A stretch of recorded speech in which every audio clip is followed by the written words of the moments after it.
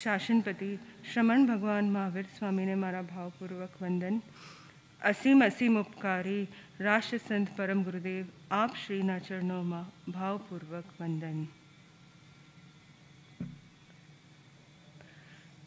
આપણું પ્રવચન ચાલી રહ્યું છે, આખી સિરીઝ ચાલી રહી છે શેના ઉપર? સમ્યક પરાક્રમ. અને આજે સમ્યક પરાક્રમના કેટલામો બોલ છે? 26મો બોલ.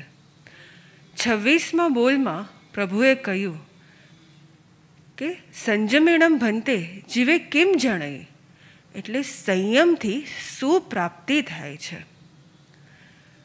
સંયમ આપણે સૌ જાણીએ છીએ કે સંયમ એટલે આપણી 5 ઇન્દ્રિયોથી આવતા જેટલા પણ આશ્રવો છે તેનાથી મુક્ત કરાવે, એ છે સંયમ. પણ આપણે હંમેશા શું માનતા હોઈએ છીએ?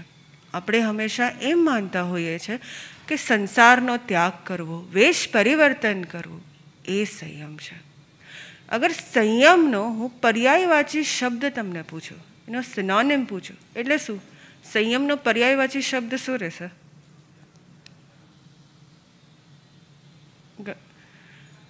દીક્ષા. ઘણાને એવું થાય કે સંયમનો પર્યાયવાચી શબ્દ દીક્ષા થાય. પણ આપણે અહીંયા એ જ સમજવાનું છે કે આ સંયમનો જે બોલ પ્રભુએ આપણને કહ્યો છે તે દીક્ષાથી રિલેટેડ નથી, પણ આપણે આપણા સેલ્ફ ઉપર સેલ્ફ કંટ્રોલ લાવી શકીએ ને એના માટેનો આ બોલ છે. અને આ સંયમ હું તમે બધા જ ફોલો કરી શકીએ ને એવી આ વાત છે. તમે ઘણીવાર એક નાની સ્ટોરી સાંભળી હશે કે 2 કાચબા હતા અને જેવા એક શિયાળને જોવે છે, શું કરે છે? પોતાના હાથ પગ મોઢું બધું સંકોચી લે છે. પછી શું થાય છે? પછી એમાંનો એક કાચબો, એને ધીરે ધીરે શું લાગે છે? જેમ જેમ જેમ જેમ સમય જાય છે ને એટલે શું થાય છે? એની પોતાની અંદરની જે પેશન્સ હતી ને એ ખૂટવા લાગે છે. અને એમ થાય છે કે ક્યાર સુધી હું આ બંધનમાં રહું.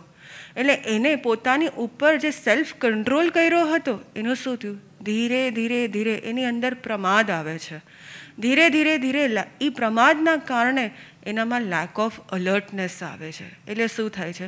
એને એક વિચાર આવે છે કે ચાલ ને હવે તો આટલા બધા કલાકો થઈ ગયા છે, એક પગ છે ને બહાર કાઢીને જો. અને શું થાય? એ જ્યારે એક પગ બહાર કાઢે ને તો શું થાય? શિયાળ આવે, બરાબર, વુલ્ફ આવે અને એને ખાય છે. બરાબર આ વસ્તુને આપણે આપણી લાઈફમાં માર્ક કરવા જેવી છે. એક પ્રયોગ રૂપે તમને થોડીક સ્લાઇડ્સ દેખાડવામાં આવે છે.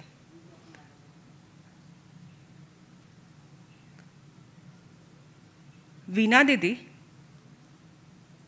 मैं आपको पूछूंगी कि ये जो स्लाइड्स अभी फ्लैश हुई है, अगर इनमें से अगर आपको कोई भी ऑप्शन दिया जाए तो आप कौन सा सिलेक्ट करोगे? पहला वाला या दूसरा वाला?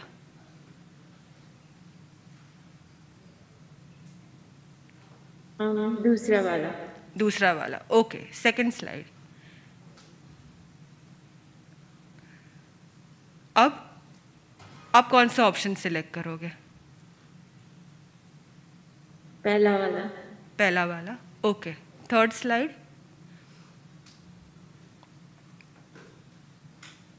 इसमें से आप कौन सा? टॉय है, बराबर, एक टेडी बेयर है, एक टॉय है. इनमें से आप कौन सा ऑप्शन सिलेक्ट करोगे? पहला वाला. पहला वाला. ओके. और the last slide, the fourth slide. Stationery और बुक्स है, इनमें से आप कौन सा ऑप्शन सिलेक्ट करोगे? The books. The books. Okay. आपने इन चारों स्लाइड में से आपको जो ऑप्शन सूटेबल लगा या आपकी जो नीड रहेगी या आपको जो प्रोडक्टिव यूज़ में आ सके, ऐसे ऑप्शंस आपने सिलेक्ट किए.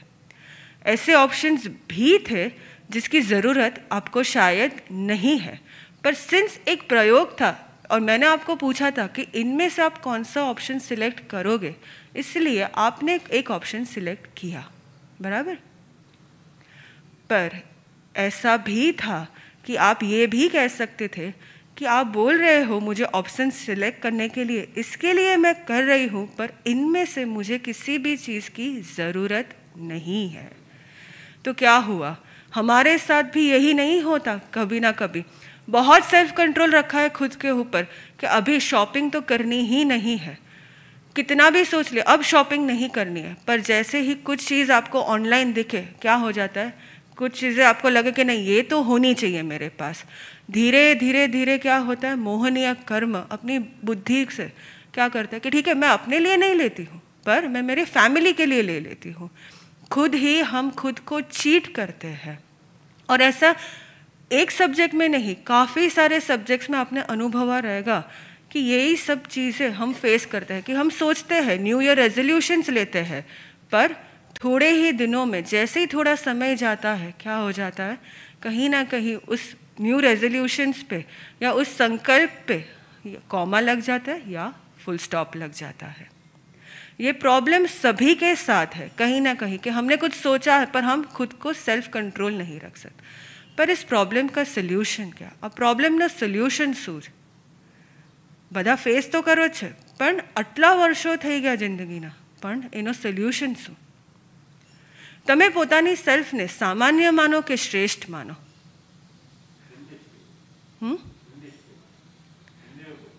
आप आपके लाइफ में आप सामान्य मानते हो कि श्रेष्ठ मानते हो? आप अपने आप को क्या मानते हो, सामान्य या श्रेष्ठ? अगर आप ये कह रहे हो कि आप श्रेष्ठ मानते हो, काफ़ी सारे ऐसे भी लोग रहेंगे कि जो कहेंगे कि हम खुद को सामान्य मानते हैं, पर आप किसी भी परमात्मा को देखेंगे कि जो भी सिद्ध आत्मा हुए हैं अभी तक, कहीं ना कहीं वो सभी कहीं ना कहीं तो वो सामान्य आत्मा ही थे। सामान्य आत्मा में से उन्हें कभी लगा कि ओके मुझे है ना श्रेष्ठ की ओर जाना है, श्रेष्ठ की ओर आगे बढ़ना है, इसके लिए क्या किया, उन्होंने अपना एक नया पाथ चूज़ किया। जब हम ये कहते हैं कि हम श्रेष्ठ हैं या श्रेष्ठ अपने आप को मानते हैं, तो हमने अपनी लाइफ में ऐसा कौन सा श्रेष्ठ कार्य करते हैं जो हमें उस परमात्मा की ओर ले जाए। अगर हम खुद को एनालिसिस करें कि पूरी दिन में हम ऐसा क्या करते हैं जो हमें श्रेष्ठता की ओर लेके जाए।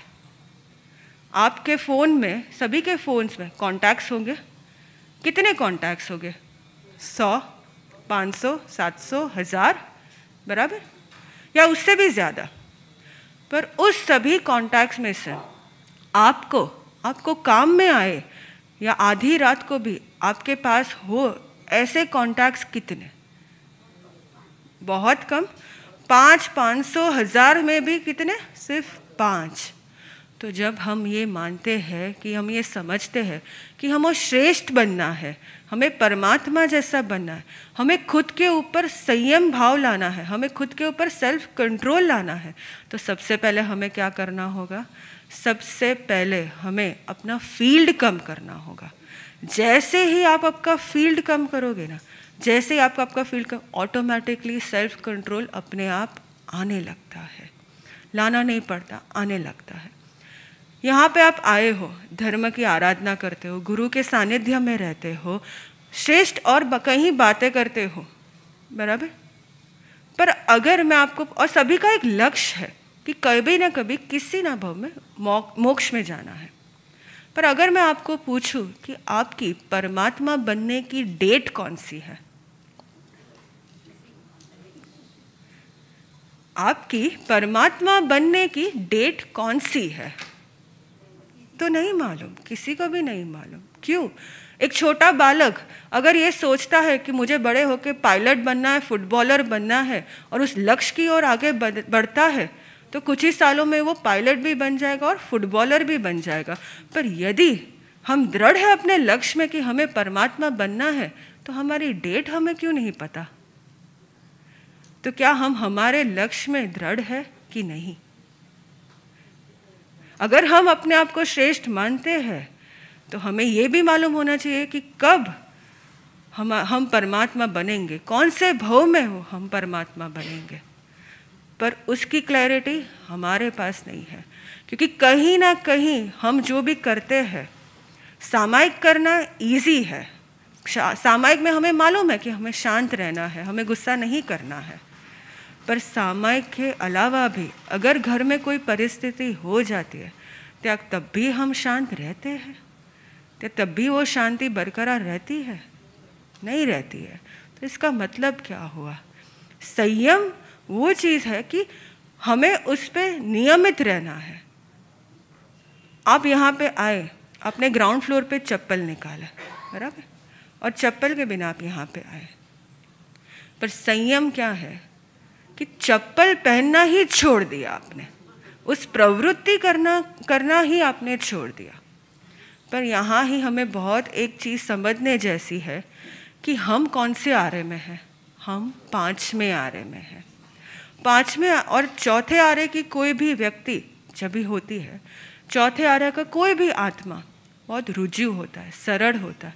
इसके लिए संयम उनमें बहुत डेवलप करना इजी होता है। पर हम कैसे हैं? 5वें आरे के जीव वक्र और जड़ है।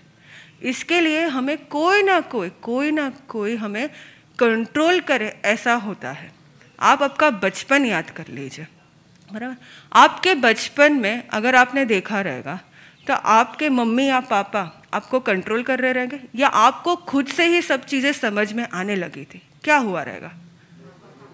मम्मी पापा कंट्रोल करते थे, बराबर। उसमें से भी ज़्यादा कौन करता था? मम्मी करती थी या पापा करते थे? मम्मी करती थी, बराबर। मम्मी क्यों करती थी कंट्रोल? क्योंकि वो भी जब भी छोटे थे तभी उनके भी मम्मी उनको कंट्रोल करती थी। अब आज आप बड़े हो गए हो, पर आपके किड्स को भी आप क्या करते हो? कंट्रोल करते हो। पर आइडियली होना क्या चाहिए?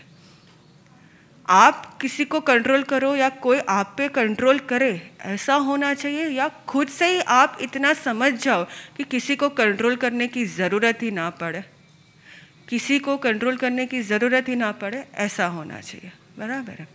पर होता क्या है हमारे साथ? हम सोचते बहुत हैं, निर्णय बहुत करते हैं, पर उस पर आगे लंबे समय तक चल नहीं पाते।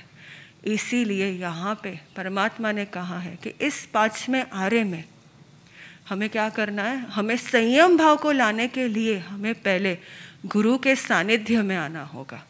जैसे ही आप गुरु के सानिध्य में आते हो, गुरु के सानिध्य में आने से आप एक निग्रह भाव में आ जाते हो। क्योंकि गुरु के सानिध्य में आए हो तो यहाँ पे आपको बहुत ही अलग अलग आज्ञा मिलती है, आपकी इच्छाओं से मुक्ति होती है। धीरे धीरे वो ही निग्रह धीरे धीरे करते करते आपके संस्कार बन जाते हैं। फिर संयम भाव आपको लाने नहीं पड़ते, ऑटोमेटिकली क्या होता है? आने लगता है। आप में से कई लोगों ने ड्राइविंग किया होगा, ड्राइविंग सीखे होंगे। जब भी सीखे होंगे तभी लर्निंग लाइसेंस की एक गाड़ी पे ट्रायल करते हैं। जैसे आप सीखते हो तो आपकी बाजू में भी वो टीचर रहते हैं जो आपको गाइड करते रहते हैं। कभी आपकी गाड़ी स्लो पड़ जाती है तो एक्सेलरेट, हमें लगता है कि हम ड्राइव कर रहे हैं, पर आइडियली कौन करता है? बाजू में जब टीचर बैठे वो करते हैं। एक्सेलेटर, कभी कम हो गई गाड़ी, स्पीड कम हो गई तो एक्सेलरेटर भी कर देते हैं, और कभी बहुत स्पीड में चल रही तो ब्रेक भी मारते हैं, बराबर।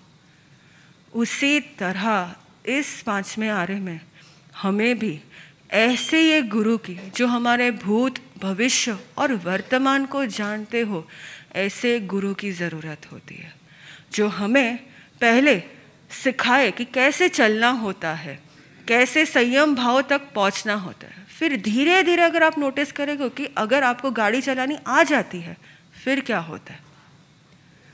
फिर वो ड्राइवर, फिर कॉन्फिडेंस आ जाता है आपको, फिर वो ड्राइवर की ज़रूरत होती है, टीचर की ज़रूरत होती है कि नहीं होती? नहीं होती, बराबर। अपने आप ही आप चलाने लगे। उसी तरह धर्म क्षेत्र में भी आके गुरु हमें सक्षम बनाते हैं, पर सक्षम बनने से पहले हमें क्या करना होगा? हमें वारंवार उनको विनती करनी पड़ेगी कि हमारे ऊपर निग्रह करते रहे, हमारे ऊपर अनुशासन करते रहे, क्योंकि यही निग्रह हमें एक ना एक दिन संयम भाव तक पहुंचाएगा, एक ना एक दिन हमें मोक्ष तक पहुंचाएगा। यहाँ पर आप काफ़ी लोग नए हो, पर यहाँ पे बहुत सारी शिविर चलती है और काफ़ी सारे लोग गुरुदेव के सानिध्य में साधक भी होते हैं। तो यहाँ बहुत सारी अलग अलग ट्रेनिंग चलती रहती है। जब भी कोई नया आत्मा इस सानिध्य में आता है तो यूजुअली आपके घर में कैसा होता है? आपके घर में कोई भी एक नया मेंबर आया तो आप उससे बहुत बुलाते हो, प्यार से रखते हो, बराबर, उसे पूरी तरीके से कंफर्टेबल कर देते, वो सारी अनुकूलताएं प्राप्त करते। पर जब यहाँ गुरुदेव के सानिध्य में कोई आत्मा आता है तो गुरुदेव उसे ना कोई सेवा देते हैं, ना कोई स्केड्यूल देते हैं, वार्तालाप भी बहुत कम करते हैं।